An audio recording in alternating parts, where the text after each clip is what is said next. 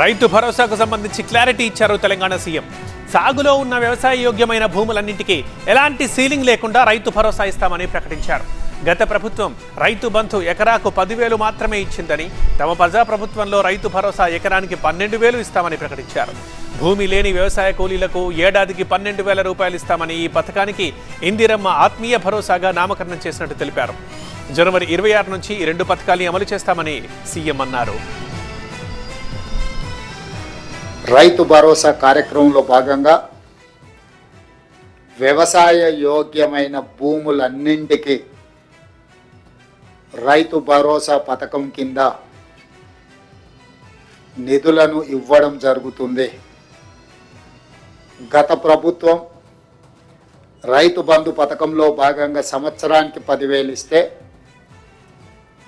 మా ప్రభుత్వం ప్రజాపాలనలో రైతులందరికీ సంవత్సరానికి 12,000 రూపాయలు ఇవ్వాలని నిర్ణయం తీసుకున్నది.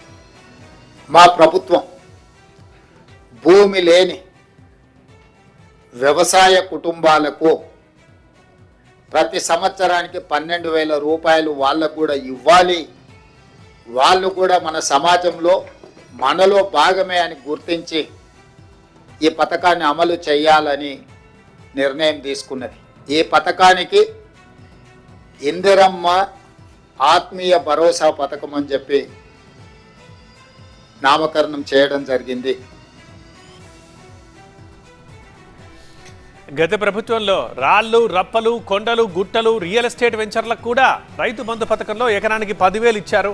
కేవలం వ్యవసాయయోగ్యమైన భూములకే ఇప్పుడు మేము రైతు భరోసా ఇవ్వాలని నిర్ణయం తీసుకున్నాం అని అన్నారు సీఎం. దీంతో రాళ్లు, రప్పలు, కొండలు, గుట్టలు, రియల్ ఎస్టేట్ వెంచర్లు, రహదారులు, నివాస స్థలాలు, పారిశ్రామిక, వాణిజ్య అవసరాలకు ఉపయోగించే భూములు, నాలా కన్వర్షన్ చేసిన భూములు, ప్రభుత్వం సేకరించిన భూములు, వ్యవసాయ యోగ్యం కాని భూములకు రైతు భరోసా ఇవ్వం అంటూ స్పష్టం చేసింది ప్రభుత్వం.